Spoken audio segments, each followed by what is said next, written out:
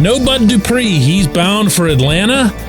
And no edge rushers behind TJ Watt and Alex Highsmith. Yeah, that's going to have to change. Good morning to you. Good Monday morning. I'm Dejan Kovacevic of DK Pittsburgh Sports, and this is Daily Shot of Steelers. It comes your way bright and early every weekday. If you're into hockey and or baseball, I also offer daily shots of Penguins and Pirates where you found this. Bud goes to the Falcons for $1 year and $5 million. It turns out the Steelers only wanted Bud if he'd signed for multiple years. Bud is doing one of those prove it type of deals. He didn't want to go for it. He's with the Falcons. He can go and prove it at age 30. Okay, whatever. But the bottom line locally is that there still isn't a clear number 3 at edge rusher. And that's obviously not okay, given TJ's recent injury history, given that, how do I put this nicely, Highsmith's 14.5 sacks really only came about whenever TJ was on the field too, and never felt all that 14.5-ish, if you will. More help is needed there. Now, the easy answer, a week and a half away from the NFL draft and the Steelers having the 17th, 32nd, and 49th picks is, well, just get one. Just add one. And, you know, I've been saying now for a while on this show that nothing ever surprises me when it comes to Mike Tomlin and a passion for edge rushers. He's going to find a way to add to this position, I believe, unconditionally in this draft, whether it has to do with a need or whatever. I don't know that it'll be in the top 3 picks, and I don't know that this will change that, meaning Bud signing elsewhere. But I also think there might be another possibility, and hear this out before just laughing it off. DeMarvin Leal has experience at Texas A&M as an edge rusher, as an outside guy. DeMarvin Leal was utilized in that capacity, you will recall, right when TJ went down this past season. DeMarvin Leal was endorsed in that capacity by no less than Tomlin himself, who spoke glowingly not only of what Leal could bring from out there, but also of what he had done in that capacity while at Texas A&M. Now, I'm not dumb enough to try to convince anybody that someone who's 6'4", 290 is a logical fit to do that sort of thing on a full-time basis. But I'm also not new enough to, the whole life and civilization thing to not think that somebody could drop a few pounds. What can you expect at Point Park University in downtown Pittsburgh? Respect, rigor, relevance. That's the Point Park pledge. You'll be treated with respect while being challenged and supported academically to graduate with career-ready, relevant skills. Visit pointpark.edu to learn more. Leal is known to not have the explosive step that you'd want from somebody at edge rusher. This is all stuff that you can look back at his draft bio and film and so forth and see that was a common view of his potential. They knew that he had done edge rushing. They saw him as a much better fit for defensive end. But what you liked about him and what Tomlin liked about him in the appearances that he had for the Steelers this past season at that position, at that specific role, was that he handled the run. He did seal the edge on the run. He actually, at times, broke through in the middle and made things happen befitting his defensive end pedigree. So if you take that and you combine it with the fact that as the third guy behind TJ and Highsmith, you're going to get something else I've been talking about for weeks here now. You're going to get only whatever it is, 25, 30 snaps per game. You're just spelling one guy or the other. That maybe it can be done. And if it involves, doing some educating on the fly, that's fine. So be it.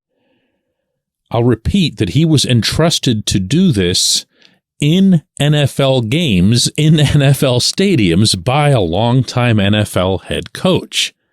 So it's not like they think it can't happen.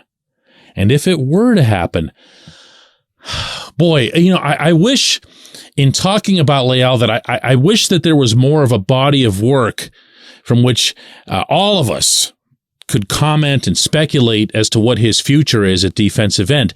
I've mentioned him occasionally on this program as a potential starter on the defensive line, and the blowback that I get from some listeners is kind of nasty. Like, no way, man. This guy's not going to look.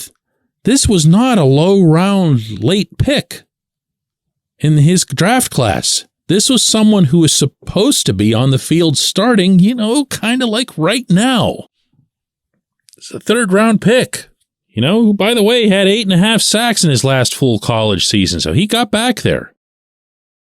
Part of me wants to say that, well, they had to bring back Larry Ogunjobi, and they have to keep looking at defensive line guys. We can agree on that, right? In fact, I am still insisting that if everything else was equal, next Thursday night at number 17 overall, you'd hear a defensive lineman's name being called, okay? Well, if that happens, then there's no way to not interpret that as being some sort of feeling on the Steelers' part as to what they have in Leal, because if they saw him as being just some big key centerpiece of the future defensive line, I'm not sure that you're paying Larry O all those bucks. I'm definitely not thinking that you'd be paying as much attention as the Steelers evaluators very clearly have at pro days and combines and so forth to defensive linemen. So just throwing this out there, that's all. Just rolling it in your direction. You take it wherever it is that you want. When we come back, J1Q.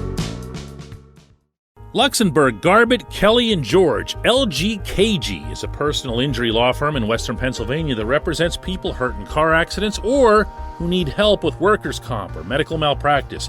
When the attorneys at LGKG make you a promise, they keep it. They've been keeping promises in our region for over 80 years. LGKG's been AV rated, the highest rating a law firm can receive, and they've been designated super lawyers. That's actually a thing for over 15 years.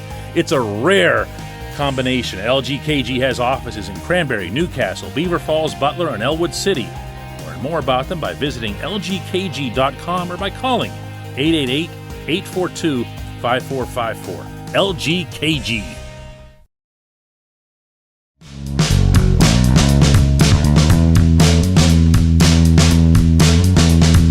Today's J1Q comes from Trey, who says, DK, I agree with a lot of what you say on your podcast. The only spot you haven't been mentioning that I feel the Steelers could possibly upgrade is center. There are several mid-round guys that could maybe be a starter for the team in the near future. Guys like Joe Tippmann from Wisconsin, Ricky Stromberg from Arkansas, Ole Oluwatimi from Michigan, and a few very talented centers that don't even have to start from day one, but they could push Mason Cole and be solid backups should he miss any time. Trey, you are not the only one who has expressed something to this effect in communicating with me.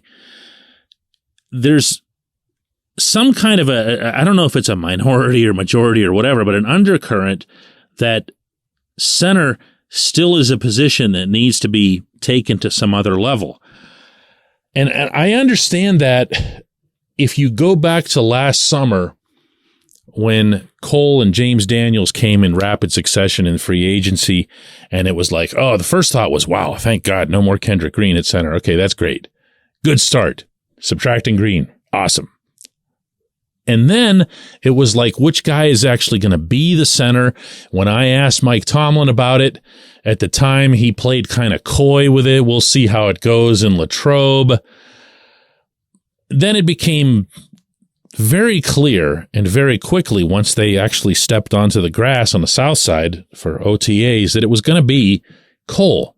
And Cole took the position by force, okay? He really, really wanted it. I don't know that Daniels did. Okay? So start with that. You have to have somebody that wants to do it. And Cole not only did that, but also did it really well. But also then after that, I thought he had an almost Pro Bowl level performance over the course of the season. So I am legit surprised by anyone saying, wow, we need to get ourselves a center. Maybe it's because of the impression that everyone got that when they added both of these guys, that they actually didn't get any center when they added two. Maybe it's because of the Pittsburgh thing, where just because this is the town where it was for a zillion years, Mike Webster, then Dermontti Dawson, then Marquise Pouncey, and there had to be this phenomenal lineage at the position carried into eternity. No, it doesn't have to be the case.